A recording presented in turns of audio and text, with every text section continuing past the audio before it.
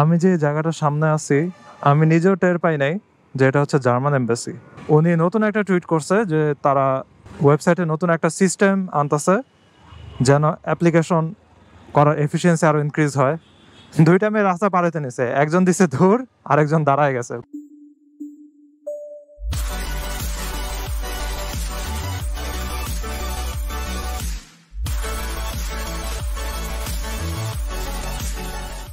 এই what is going on.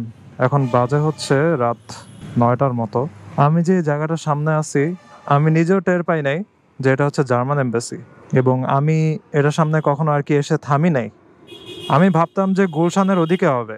যাই হোক, গুলশানের এদিকের রাস্তাতে একটা কাজে আসছিলাম, পরে এখানে আমি ক্যামেরা সেট আপ করতে গিয়ে হঠাৎ করে সাইডে তাকে দেখেছি জার্মান এম্বাসি। তো যদি আমার সুযোগ হয়, ভাগ্য ভালো থাকে, একদিন এখানেও আমার আশা লাগবে। আর এই সাইডের লাইটিংগুলো অনেক সুন্দর। প্রত্যেকটাতে হচ্ছে একটা করে ছোট ছোট গাছ রাখা হয়েছে, এবং এগুলোর ডালপালা মনে হয় কেটে একটা শেপে রাখা হয় যেন দেখতে মনে হয় বনসাই গাছের মতো। আমি জানি না এগুলা এমনিও বনসাই গাছ নাকি। বনসাই গাছের অনেক জাত আছে। যাই হোক, লেটস রাইড। লম্বা একটা রাইড হবে। তেল ভরার পরে এখন পর্যন্ত কত 165 কিলোমিটার গেছে, 2 দাগ তেল গেছে আর কি। এখন আমি উঠে যাচ্ছি গুলশান লেকের উপরে।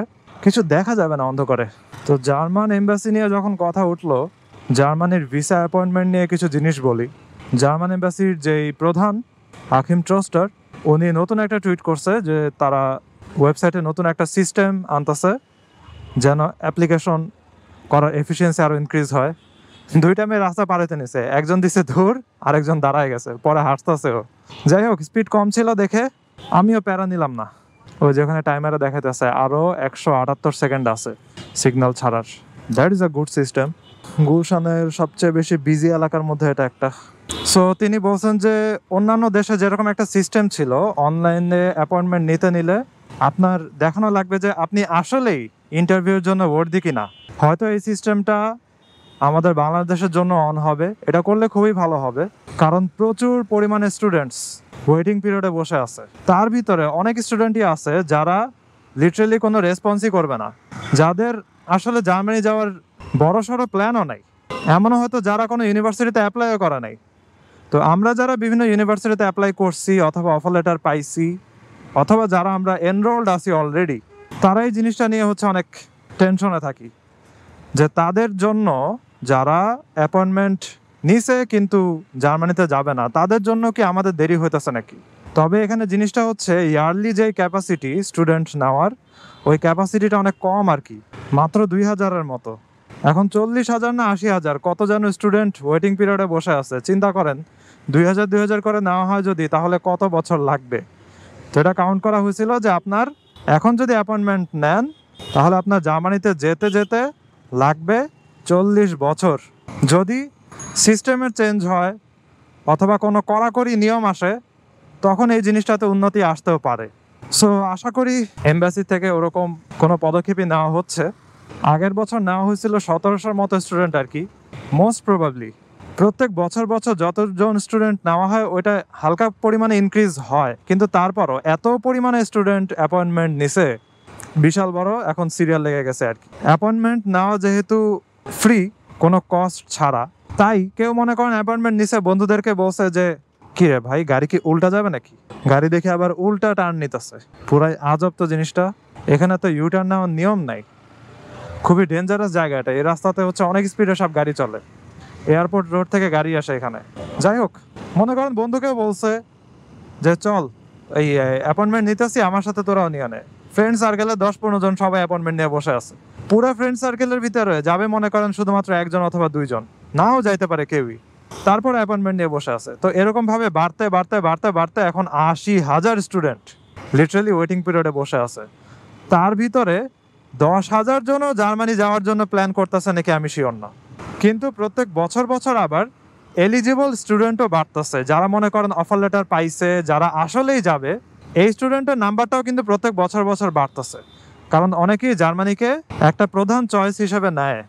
মাস্টার্স, পিএইচডি, আউসবিল্ডিং অথবা জব সিকিং ভিসা, যেটাই হোক না কেন, জার্মানিকে অনেকেই হাই প্রায়োরিটি অপশনে রাখে। কারণ আপনি যদি ভাষা ঠিকমতো আয়ত্ত করতে পারেন এবং ওইখানে ভালো রেজাল্ট করতে পারেন, তাহলে আপনি অনেক সামনে যেতে পারবেন। কিন্তু আপনি যদি ভাষা আয়ত্ত করতে না পারেন তখন আপনাকে প্রচুর প্যারা খাওয়া লাগবে জাস্ট নিজের জবটা টিকায় রাখার জন্য।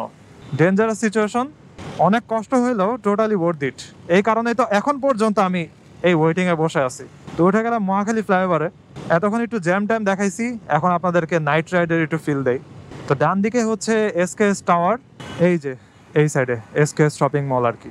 যাই হোক, এই ওয়েটিং পিরিয়ড এখন সবাই বসে আছি আমরা, লিটারালি ডিপ্রেশনে চলে গেছে এরকম অবস্থা। কারণটা হচ্ছে অনেকেই ধরে নিয়েছিল যারা এই বছরের শুরুর দিকে চলে যাবে, আমি নিজেই ধরে নিয়েছিলাম। এখন আমি নিজেই শিওর না যে আমার এই বছরের লাস্টেও যেতে পারবো কিনা। আমার সামনে বলা যায় 2000-এর মতো স্টুডেন্ট আছে আমি ধরে নিলাম। আমার অ্যাপয়েন্টমেন্ট ছিল হচ্ছে 2023-এর এপ্রিলের দিকে, সো অলরেডি আমার 2 বছর হয়ে গেছে। তো এখন পর্যন্ত আমি শিওর না যে আমার এই বছরে যাওয়া হবে কিনা। এবং লিটারালি আকিম চোস্টার সে নিজেও তার টুইটে বলছে যে এখন যেই অবস্থা, যেই করুণ সিচুয়েশন, আপনারা অন্য অপশন কনসিডার করে দেখতে পারেন। সো এমবাসির প্রধানই যদি আপনাকে বলে যে এটা কন্ট্রোল করাটা খুবই কঠিন হয়ে গেছে, এত বড় ওয়েটিং পিরিয়ড, তাহলে কি আর বলার।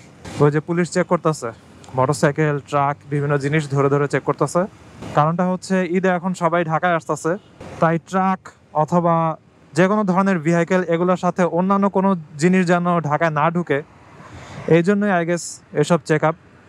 রেগুলার চেক আপ আমি বিভিন্ন রাস্তাতেই দেখতেছি রিসেন্টলি, জিনিসটা ভালো। ম্যানহোল দেখে ভয় পেয়ে গেছিলাম ভাই, মাঝে মাঝে ম্যানহোলগুলো এরকম টাইপের গর্তের মতো হয়। সো আমার সাবস্ক্রাইবারদের ভিতরে অনেকেই আছে যারা জার্মানি যাওয়ার প্ল্যান করছিলেন, এবং অনেকেই হচ্ছে কমেন্টে জিজ্ঞাসা করেন যে ভাষা শেখা নিয়ে অথবা অ্যাপয়েন্টমেন্ট নিয়ে বিভিন্ন কোশ্চেন। তো আপনারা আরও ভালো করে বুঝতে পারবেন যারা আমরা ব্যাচেলর, আমি তো মাস্টার্সের অ্যাপ্লিক্যান্ট, যারা ব্যাচেলরের অ্যাপ্লিক্যান্ট তাদের একটা নিয়ম আছে যে 25% কমপ্লিট করে তারপরে হচ্ছে আপনার ওই ক্রেডিট দিয়ে অ্যাপ্লাই করা লাগবে। এবং 25% কমপ্লিট করার পরে অনেকেই হচ্ছে বসেছিল অথবা চিন্তা করছে যে আমার হয়তো পরের বছরই যাওয়া হবে, তাই মনে করেন একটা গ্যাপ নিছিল, অথবা মনে করেন ল্যাঙ্গুয়েজ স্টাডি করছিল। তো বিশাল একটা স্টাডি গ্যাপ তৈরি হয়েছে এবং স্টাডি গ্যাপের জন্য ভিসা রিজেকশন আসছে। সিকবার গ্রুপে আমি এই পোস্টগুলো দেখলাম। তো চিন্তা করেন এত লম্বা ওয়েটিং পিরিয়ড পার করার পরে যদি রিজেকশন আসে তাহলে কি পরিমাণের কষ্টটা লাগবে আর কি। যাই হোক, অনেকে আবার হচ্ছে আবেদন করে জিনিসটা এক্সপ্লেন করে অ্যাকসেপ্টেন্স পাইছে, কিন্তু তারপরও বিশাল একটা মেন্টাল প্রেশার। এজন্যই বলা হয়েছে যে আপনারা স্টাডি গ্যাপ যদি থাকে তাহলে স্টাডি গ্যাপের জন্য ভালো কোনো এক্সপ্লেনেশনও থাকে, এবং আপনি যেন বোঝায় বলতে পারেন যে স্টাডি গ্যাপে আপনি কি করছিলেন অথবা কি কারণে আপনার স্টাডি গ্যাপ ছিল। তবে স্টাডি গ্যাপের ভিতরে বড় একটা জিনিস হচ্ছে যে অনেকে এক্সপেক্ট করছিল যে পরের বছরে চলে যাব, কিন্তু দেখা গেছে যে পরের বছরও যাওয়া হয় নাই। আমার কাছে যেটা মনে হয় আর কি, এরকম একটা কারণ। তারপর আবার কিছু মানুষ আছে অনেক বড় একটা গ্যাপ, কিছুই করা নেই।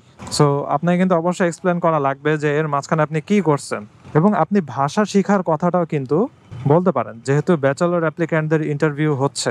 ওকে, বিজয় সরণি সিগন্যাল পার হইলাম। ভাষার কথা যেহেতু বলতেছিলাম, আমার ভাষা নিয়ে একটা ভিডিও করব। লাস্টে আমি একটা ভিডিও করছিলাম যে কেন আমি B1 এর স্টুডেন্ট হয়ে A1 এর পরীক্ষা দিতেছি। আশা করি ওই ভিডিওটাতে আপনারা ভালো মতো বুঝতে পারবেন রিজনটা। আর এখন আমি B1 এর স্টাডি করতেছি, যদিও স্টাডিতে অত বেশি একটা সময় দেওয়া হইতেছেই না, জিনিসটা খুবই খারাপ। আমি লিটারালি উদ্ভাসের ক্লাস নেওয়ার পজ দিছি জাস্ট ভাষার স্টাডিতে যেন টাইম দিতে পারি এই কারণে, কিন্তু ওইটা তো ঠিকমতো টাইম দেওয়া হইতেছে না। এবং আমি চিন্তা করে রাখছি জুলাই মাসের দিকে B1 এর পরীক্ষা দেওয়ার অ্যাটেম্প্ট নেব আর কি। পাস করবো নাকি শিওর না, কিন্তু অ্যাটেম্প্ট নেব। প্রচুর স্টাডি করা লাগবে, প্রচুর। লিটারালি ক্লাসে তারা বলে যে 8 থেকে 10 ঘন্টা আপনার স্টাডি করা লাগবে ডেইলি, আপনি যদি এই অল্প সময়ের ভিতরে B1 পার করতে চান। আর ভাষা এমন একটা জিনিস, আপনি সারাদিন মনে করেন টানা এরকম পড়তেছেন, তাহলে আপনি পাস নাও করতে পারেন। আপনাকে ফ্লুয়েন্ট হতে হবে, এবং ফ্লুয়েন্ট হতে সময় লাগে। আপনার ব্রেনকে একটা সময় দেওয়া লাগে এই জিনিসটার সাথে খাপ খাওয়ানোর জন্য। আপনি খালি ব্রেনে প্রেশার দিয়ে পড়লেই হয় না। এবং আমার নিজেরও ইচ্ছা আছে B1 লেভেলটা পার করার পরে যখন B2 অথবা C1 এগুলোর প্রিপারেশন নিব, তখন হচ্ছে আমি নিজেও পড়ানো শুরু করব। ওই যে ট্রাকগুলো ধরতেছে, চেক করতেছে ট্রাকে আসলে কি আছে।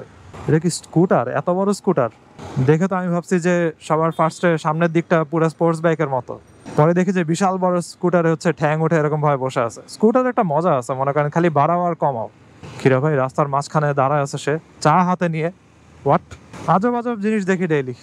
যাই হোক, আমার ইচ্ছা আছে ফিউচারে দেশে থাকি বা জার্মানিতে থাকি, যেখানেই থাকি না কেন, ভাষার উপরে শিক্ষাগত করার।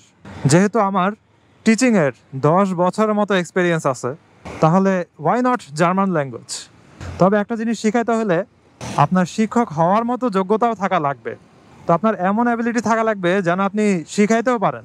তো শুধুমাত্র পাশ করে ফেলা আর টিচার হওয়ার অ্যাবিলিটিতে যাওয়া দুইটা আলাদা জিনিস। ইউনিভার্সিটিতে কিছু টিচার অথবা উদ্ভাসের ট্রেনিংয়েও আমি এরকম কথা শুনছিলাম, কেউ ভালো স্টুডেন্ট হইলে যে ভালো টিচার হতে পারবে এরকম না। তবে উদ্ভাসে লং টার্ম পড়ানোর এক্সপিরিয়েন্স থেকে আমার একটা ভালো স্কিল ডেভেলপমেন্ট হয়েছে। তো আশা করতেছি আমি ভাষা শেখানোর স্কিল খুব দ্রুতই তৈরি করে ফেলতে পারবো এবং এটা কাজে লাগাতে পারবো। যাই হোক, আগে B1 পার করে নেই, তারপরে টিচিংয়ের ব্যাপারে দেখা যাবে। আর আমাকে যে পড়ায়, অর্থাৎ আমার টিচার, সে হচ্ছে C1 পাস করা। C1 পাস করছিল অনেক আগে, আর সে জার্মানিতে থাকে হচ্ছে 9 বছর ধরে। সে বাংলাদেশি, লিটারেলি আমাদের গ্রামের এলাকারই, চাঁদপুরের মানুষ। এবং আরেকটা কোইন্সিডেন্স হচ্ছে সে আমার ইউনিভার্সিটির স্টুডেন্ট। সে বুটেক্স থেকে ইঞ্জিনিয়ারিং পাস করছে আমার মতো। পুরাই কোইন্সিডেন্সের উপরে কোইন্সিডেন্স। কোইন্সিডেন্সের জার্মান ওয়ার্ড কি দেখতে হবে। যাই হোক, জার্মান ভিসা অ্যাপয়েন্টমেন্ট অথবা ওয়েটিং পিরিয়ড নিয়ে অনেক প্রতিবন্ধকতা থাকলেও এখনও অপটিমিস্টিক থাকার ট্রাই করতেছি, একটা পজিটিভ মাইন্ডসেট রাখার ট্রাই করতেছি আর কি। তো আপনারা সবাই প্রে করবেন যেন এই সমস্যাগুলো অনেক তাড়াতাড়ি দূর হয়ে যায়। শুরু করছিলাম 165 কিলোমিটার ছিল, এখন হচ্ছে 175 কিলোমিটার মতো। 10 কিলোমিটার একটা রাইড করে ফেলছি। তো আজকের ভিডিও এখানেই শেষ করি। আমি চলে আসছি ধানমন্ডি, আমার বাসার কাছাকাছি। I hope you guys like this video, and if you are watching for the first time you can kindly subscribe. তো see you in the next round. সবাই ভালো থাকেন, সাবধানে রাইড করেন। টাটা। I wake up to a little bit of drool on my pillow, feel like it's gonna be a bad day. Yeah, I'm tired of shit, and the coffee ain't hit yet, damn ain't that great. I don't wanna go to work, cause my boss is a jerk, and I'm not even that paid. I need a change in my life, cause I don't feel alive, and there's nothing that makes me happy.